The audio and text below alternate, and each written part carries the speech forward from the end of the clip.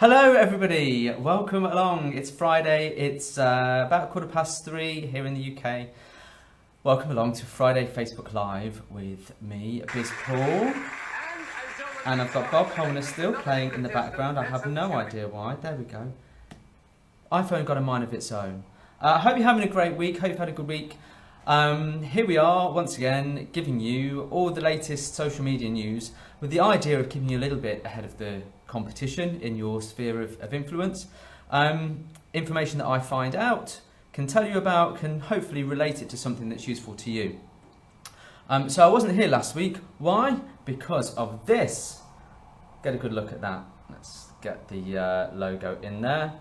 This is a Student Enterprise Award. Now, I'm not a student, but I am based at Loughborough University, and as part of being based here, I have connected with the university, made some good friends, and helped students, Students' Union, various businesses, and I was nominated for this Enterprising Star of the Year for someone who's really been quite helpful to the students of Loughborough University.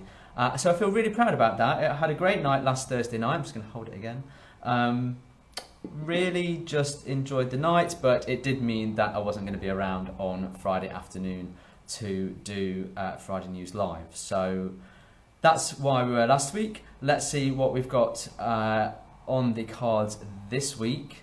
Lots of information to catch up on, really. Lots going on. Social media is really, really fast and it's really confusing sometimes, but let's see what I can do to maybe shed some light on some of the things that are in the news this week. So now you may have seen this one, but here's a nice little feature that Facebook have launched this week called 360-degree photos. Now if you've seen Facebook 360 videos where you can get your phone and you can sort of look up and look round and all that kind of stuff, it's amazing, right? So the Star Wars video is really good. There's lots of videos of other places around the world, but what you'll now be able to do is to use your mobile phone and take a panoramic video or use a 360-degree app and take a picture of where you are and turn it into a 360-degree video, so that no matter where your audience is, they can see where you are. So why is this useful to you? Well, if you're at an event, then that would be really, really great to show people where you are. But even better, if you have premises, if you have a shop, if you're on a photo shoot or something like that, you could take a panoramic view of your shop or of your location and show people where you work, where you're based. You can give your customers an insight into where you are, and that really helps with a connection. So although it'd be great to take pictures of you going on holiday and so on and so forth, really try and think about how you could maybe show people a little bit more about what you do, like I say, where you work, what it is that you're all about. Try it out. I don't know when it's actually going to be released. It's not available to me yet, but if you do get it and you give it a try, I'd be really interested to see what it is that you can do. So feel free to post to this page if you get access to that, or if you're in my social micro group, then that would be another place where you can put that. So give that a try. Next on the list is, still on the subject of Facebook, targeting your ads for people who work in a certain location. So Facebook is just amazing for targeting ads specifically. And when you try and build an audience as part of an ad campaign, you're asked all sorts of things. So you're asked things like, where in terms of location, you're asked in terms of, what else are you asked? You're asked in terms of age range, male, female, this kind of stuff. One of the things that you could really try and pinpoint is people who work for a certain company. Why? Because actually more and more people are starting to put their place of work on their personal profile. So let's say, I don't know, you are a meat manufacturer or something like that, and you want to target people who work for a certain butchers. Then put in the butcher's name. Put in all of the butchers' names in that village, in that town, in that county, wherever. Think about all the places where people might work and use that as your particular audience. Now, in addition to that, and this is something that I'm really big on with Facebook ads and audience building, make sure that your ad is really, really specific to that audience. So if you are going to target people who work for a particular company, make the ad about that company. Tell those people who work for that company why your business is of interest to them. If you're a charity or you're volunteering or something like that, then relate your charity, your group, to that business that you're targeting. Keep it really, really focused. But targeting people at work is a great way to actually get a real tight ad going. Next, Instagram. So Instagram's gone through a few changes recently, but the big thing, well, there's two big things that's happening with Instagram. One is it's now based on an algorithm, so you're not necessarily seeing the people who you're following in date order, and equally people aren't necessarily seeing your posts, your images that you're posting as well, so a bit like Facebook, and therefore we've got to try and overcome that. But the other big piece of news is that Instagram for Business is either available in the States and soon to be available here, or it's coming very, very soon. If you are a business, consider having an Instagram for Business account as soon as it's available.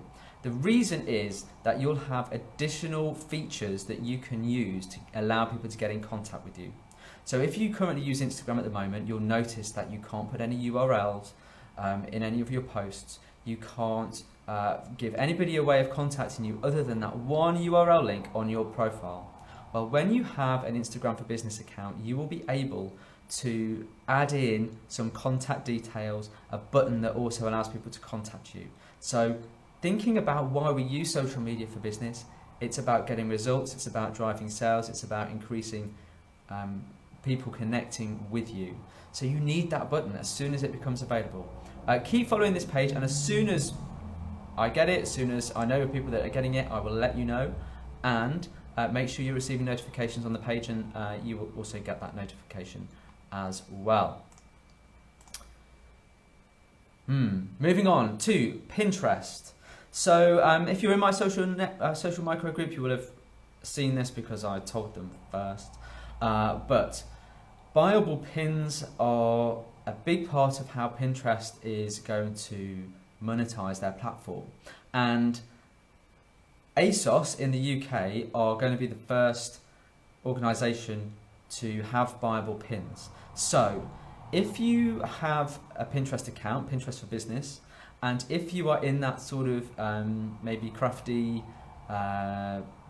industry, or photos, or you're doing something that you can sell, you need to be on top of Buyable Pins for Pinterest. So keep your eyes out on the ASOS account, and as soon as that's available, go and check it out and understand how it works. And then when it becomes available for you, then you can get all over that. But you need to have a Pinterest for Business account.